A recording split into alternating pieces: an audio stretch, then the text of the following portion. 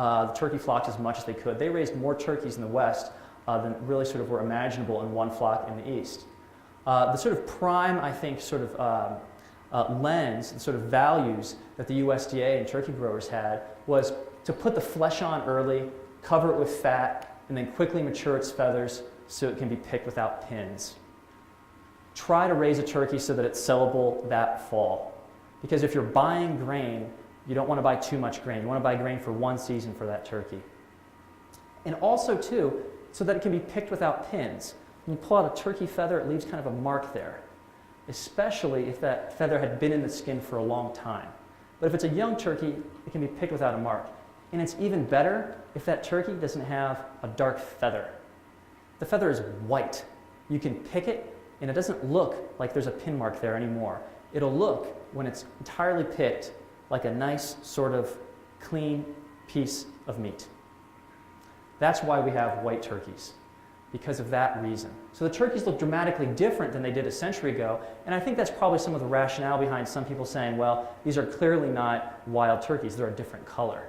But these turkeys are bred out of the bronze strain, because even as turkey production was increasing in the American West, they realized that the best turkeys to begin with were those old bronze turkeys. So they sought them out where they could find them. Now here's what happens to women in the process. Women don't operate these flocks anymore. These flocks are very often the prime, or sort of the main goal, the main sort of reason for being for these turkey ranches, as they were called in the American West. So all the decisions were controlled by the turkey rancher, so to speak, and women weren't a part really of the process of managing the turkey flocks. But women show up with turkeys. Take a look at this one. This is from a turkey festival of the 1930s, and the woman that we can see associated with turkeys here is done so in a somewhat decorative way, right? This is not a farm woman who's pictured, who's doing the work of managing a turkey flock. She's very clearly somebody who has the eyes of men upon her. And if you don't really believe me about that, you probably believe me about this other example. She's wearing only turkey feathers. It's from the 1940s. And also, too, this one. If they're not sexual objects at these turkey shows, women are depicted as homemakers, as consumers, not as producers of turkeys. And of course, preparing a nice turkey in the 1950s, as this National Turkey Federation advertisement photograph shows, was a way for women to get all that they ever really wanted. So the National Turkey Federation thought. And of course, there's also the more famous photograph of Freedom from What? Norman Rockwell's painting from World War II. And here, although we can see that the woman probably, we can guess, has labored a great deal in the kitchen, we don't have here a depiction of a woman actually raising the turkey. It's about preparing the turkey in the kitchen. That is the place of women's work, is inside the home, not outside the home. And I absolutely love this photograph from the 1950s. This is really the beginning, or not the beginning, but this is really the maturing decade of the arrangement of the USDA and the turkey ranches that began in the 1920s and increased in the 30s and 40s. In the post-war period, when Americans have more money to spend, turkey production really, really ramps up. And of course, one of the most important companies is Armour, which makes the Butterball brand, or sorry, Swift, which makes the Butterball brand. And I love this photograph because what it does is highlight that the scene of a family around a turkey is something that has a great deal of other production around it. The men are gazing at this billboard, wondering, probably pretty pleased with their effort of making turkey so visible to people who are going to this, grocery store or driving down the road nearby. It's a whole system of producing this image that's around it, I think, that this photograph shows. And what we have here are not women who are sort of managing the process, but of course it's men. Some of them are advertisers, and some of them work in the grocery store, but none of them are women.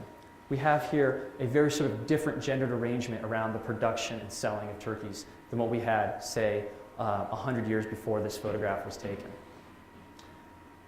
So with that, I want to talk a little bit, just for a minute or two before we turn it over to Q&A, about some efforts more recently to restore turkeys. And you might wonder, why do we need to restore turkeys if we're at this amazing height of population in all of North American history for turkeys right now? Well, the people who are behind this project are interested in a thing called the heritage turkey. Is that something that perhaps maybe a few of you have heard of? The heritage turkey is a turkey that is one of those older 19th century breeds. So when farm women were sort of understanding that they could breed for red tail feathers, or if they could breed for a particular marking on a wing or a different color, they created all these different breeds. The red bourbon is one, the bronze is another, the Narragansett is another. There's about a dozen. Farmers who are interested in small-scale agriculture today have gotten really interested in those older breeds. And they've actually tried to recreate a lot of those breeds and had some success with it. Because in fact, the same sort of breeding that was possible in the 19th century is still possible today. And people engaged in this very much see themselves as restoring a sort of biological diversity to North America. I think it's a really sort of interesting project. But the thing that I want to highlight about this is that restoring just the bird maybe misses something. And I'm not trying to be a heavy critic of the heritage breeds. I think it's kind of an interesting thing. But if the focus is purely on the bird itself, and in particular in the way the American Livestock Breeds Conservancy, which is the organization that is most behind the heritage breed project, has it as an important genetic complement to the industrial stock, I would kind of push a little bit and say it's not just about the genetics. That part of our sort of environmental heritage is beyond genetics, right? It's not just genetics that we should probably be interested in preserving. I think we should also be interested in understanding more about where Americans have come from in a very long relationship with nature. And to think a little bit about that as heritage. To think about Martha Ballard's diary as heritage. Who knows what else is available in the history of farm women interacting with nature? I think that that's kind of a question that should be on our minds. And it's not just about turkeys. It's about thinking through perhaps the gendered sort of ways of producing nature in the 20th century and getting around that so that we can get before it to a time when perhaps there was other knowledge available and sort of let ourselves be surprised by what we might find. And with that, I'll thank you guys for coming out on a dark evening late in the week. So thank you very much for coming out and joining me in this little turkey talk.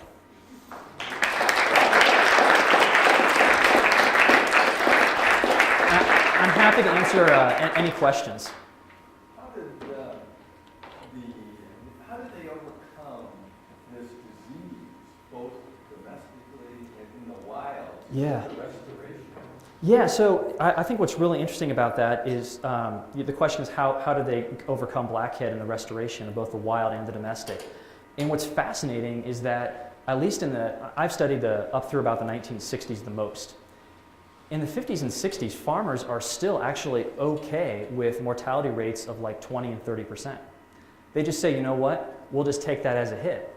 And that's just part of doing business. So in a lot of ways, they actually don't overcome blackhead. And the USDA, as late as the 60s and 70s, was still trying to come up with a way to deal with it. Now, there's other diseases. I say blackhead is the most important one. And I think it was the most important. But antibiotics are really important. Simply keeping the area where turkeys are raised really clean, which also means really controlling that area. That's been a big part of poultry raising generally in the 20th century, and that's probably one of the major reasons, antibiotics and sanitation, for why it's possible to have these amazing flocks in confined areas. I think antibiotics and sanitation. Now, as far as the wild counterpart goes, I think it has a lot to do with that gap. That virus sort of isn't really a part of the wild turkey population. The wild turkey population plummeted mostly because of overhunting and habitat destruction. If it's present at all in the wild population, I'm not sure, but it doesn't seem to be something that game managers were concerned about in this restoration project. Also, it may have been hunting regulations that helped. That could be too, yeah, although I haven't really read about a lot of regulations regarding those diseases. One thing that might be important too is that the restoration of the wild turkey doesn't map on perfectly to the places where it existed historically. So you can go turkey hunting in Washington and Oregon, but I mean, before Columbus was here, there wasn't any turkeys there. California as well. Yeah. So it's sort of virgin soil, so to speak. Yeah. New York. Yes. We follow the money, so we can ask all kinds of questions like, how much of a turkey industry in the state of Wisconsin makes money? How much money does it? I don't know the current figures for what they pull in, but what I can say is, I mean, clearly that's what the hope in the American West was in the 1920s and 1930s when turkey production saw this big increase. To look at the places where turkey production really took hold is to look at places that had very marginal economies. Some of you might be familiar with a brand called Norbest turkeys. They used to be a really big one, and they began in Fallon County, Nevada, which was sagebrush and hardly good for cattle. But with a little bit of grain from somewhere else, you could raise turkeys there. And so following the money was important. I can't say what's going on now, but certainly that was the motivation behind production increases that I was talking about before. Yeah. Yes? It's not a question, it's a comment. As I was listening to you, what you were saying was... Have your attention, please. The library will close at 8 o'clock. You have materials to check out. Please check them out now. Thank you for using the public library. Well, what you were saying just sort of filled in a whole lot of my life experience. As I was growing up, there were not wild turkeys in the woods or in our backyards, and all of a sudden now there are. Mm-hmm. And I can remember in the mid-70s when one of our friends went turkey hunting. It was the first time we ever knew anybody who went turkey hunting. I think he went out at 3 o'clock in the morning and, in a sleeping bag, and he slept under the tree until the turkeys got up and started moving around, and that was very unique.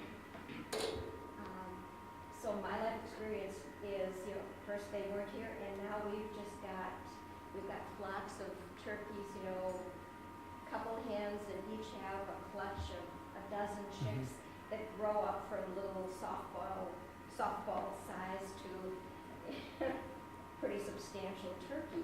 They would fly up and land on our split rail fence and break it, but they would all get on there together. Stu pounded nails into the roof of the bird feeder so that the turkeys wouldn't land on it and break it off. So that's not just a problem that nature created for you. There's somebody else you could probably blame. These are human decisions, right? To resuscitate populations. And it's not just seeing a turkey as seeing nature sort of untouched by humankind. There are human choices behind these events that we call natural events. Yeah. It's very neat. And then I've got one other comment which may reflect on my father's life experience. He was born in 1920. And as you said, that was the crash of the turkey population. I don't know if his mother ever raised turkeys. I'm lucky enough he's still alive. I can ask him. But turkeys are a pretty big deal to my father. Mm-hmm. When the family gets together, he always has to serve a turkey. Yeah. He's not the only one. It's fairly common now. Yeah. So maybe there's, what you've said is there's a lot more behind it than just this is his tradition. Sure. I mean, he's subscribing to a whole sort of cultural phenomenon of sort of understanding turkey as something that can be provided for the household, right? And there's a lot of sort of masculinity wrapped up in that I probably don't need to explain. Yeah. Yeah. I saw a hand over here. You said like the early 1900s, like the population really decreased really bad. Nowadays, is there any form of genetic bottleneck for their population at all, or was there enough that there was enough genetic diversity where they're still able to repopulate easily? That's a good question. I haven't, the way I got familiar with it was by reading what game managers were writing in the early and mid 20th century, and I didn't really hear anything about a concern for that sort of constricted genetic pool. But you would have to kind of think that, though, right? I mean, if there's only 30,000 around, and if the 7 million we have now come from that 30,000, it does seem like that's a bit constricted. But I haven't read about anybody saying, look, this is a real problem. So maybe not. Perhaps somebody with more genetic specialty behind them could answer that better. But all I can say is I haven't read about that, or I didn't read about it in the 30s and 40s as being a major concern. Yes? From a couple of pictures you've shown, Mhm. The turkey has become an iconic holiday meal. Right. My impression is that that's less so as through my lifetime. When did that start, and why was that a concerted effort by someone, and is it in fact declining? Yeah, well, I'm so glad you asked that, because I love to talk about that. We often think of the first Thanksgiving as happening in New England in the early 1600s, and there's no real evidence that the people there even ate turkey. And that wasn't a tradition that you would have called Thanksgiving with a capital T. It was common for the Puritans to celebrate these things called fasts or Thanksgivings, and they would celebrate events that would warrant a Thanksgiving, or they would say, hey, look, as a community, we need to do something to make up for something we did, or to solve a problem, and they would have a fast. And so fasts and Thanksgivings were things that happened in a somewhat common way, but not in the way that we would call Thanksgiving today with a capital T.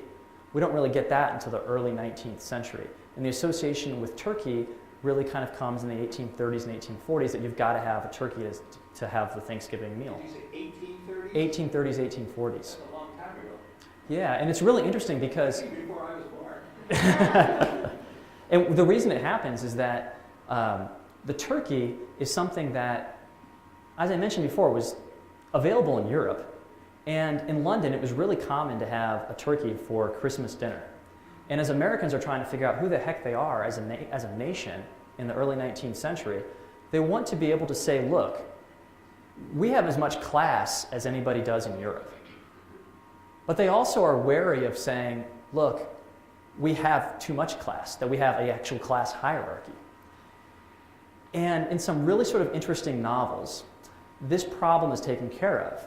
And the solution seems to be pointing out that, well, the turkey is native to North America. It is part of our natural heritage. And in fact, we're not wasting money by going out and buying a turkey, as you people in London do. You don't raise your own turkeys. Somebody in Norfolk raises it for you. We raise them ourselves. And therefore, we're not enjoying a luxury that is not warranted by us. We have everything that is great in America that you have in Europe, but we do it the right way. It's part of our natural heritage, and it doesn't create class hierarchy. So that's really what the Thanksgiving turkey means to people in the mid-19th century. Defines who they are as Americans, or how they want to see themselves as Americans.